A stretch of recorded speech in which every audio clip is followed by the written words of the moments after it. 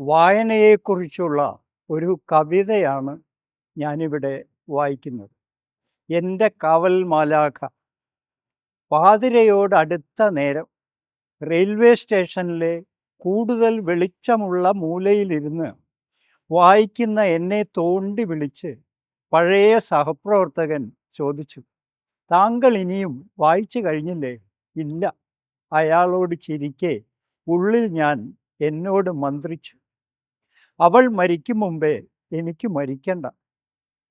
11-ാമത്തെയോ 12-ാമത്തെയോ വയസ്സിൽ സംശയിച്ച് കൂടെ കൂടിയതാണ്.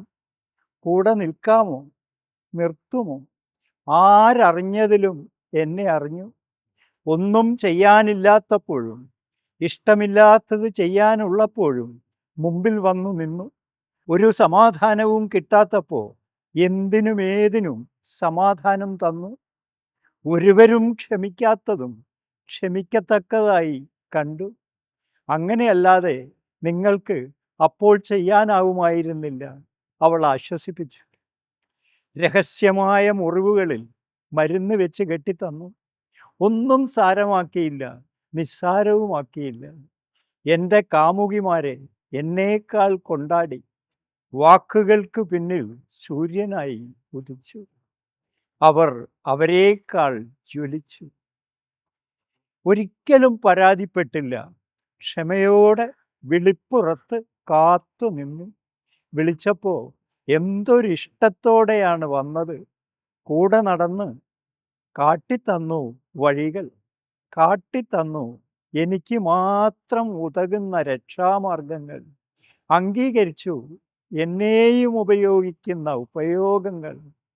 പുറപ്പെടുമ്പോൾ എടുത്തു തന്നു എനിക്കായി തുന്നിയ, എനിക്കല്ലാതെ പാകമാകാത്ത ഉടുപ്പുകൾ. എപ്പോഴും എന്നെ കൊതിച്ചു, എന്നെ ഒറ്റയ്ക്ക് മുഴുവനായി ആഗ്രഹിച്ചു. ഒരുമിച്ചിരിക്കാനുള്ള ഒഴിഞ്ഞിടങ്ങൾ കണ്ടെത്തി. ഞാൻ ഭേദപ്പെടുന്നത് ഉള്ളഴിഞ്ഞറിഞ്ഞു. അതുവരെ ആയിരുന്നതിൽ നിന്ന് ഞാനും സന്തോഷത്തോടെ വ്യതിചലിച്ചുകൊണ്ടിരുന്നു. ഞാനാകുന്നതിൽ അവളോളം പ്രയത്നിച്ചവരില്ല. അവൾ വിളമ്പിത്തന്ന അന്നത്തിൽ ഓരോ വറ്റിലും എൻ്റെ പേര്. കഴിക്കൂ, സമയമെടുത്ത് സ്വാദോടെ. ഭൂമിയിലെ വിഭവങ്ങൾ എനിക്കായി വിളമ്പിയതാണെന്ന് താൻ കണ്ടെത്തിയെന്ന് അവൾ പറഞ്ഞു.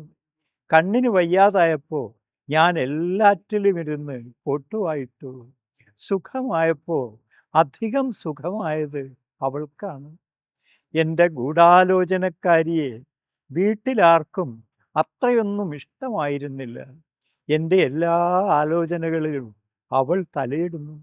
ഞാൻ എത്ര അനാഥനാണെന്ന് അവളോളം ആരും അറിഞ്ഞില്ല. മനുഷ്യപുത്രനോ ദൈവപുത്രനോ എൻ്റെ പാപങ്ങൾ പൊറുക്കാനുള്ള ത്രാണിയില്ലെന്ന് എനിക്ക് മാത്രം കേൾക്കാവുന്ന ഒച്ചയിൽ അവൾ പറഞ്ഞു തന്നു. അവൾ വേദനയെ വേദന കൊണ്ട് തുടച്ചു. എനിക്ക് മാത്രം ബോധ്യമാവുന്ന ചിലതില്ലാത്ത ലോകത്തിൽ താൻ ഇരിക്കില്ലെന്ന് അവൾ പറഞ്ഞു.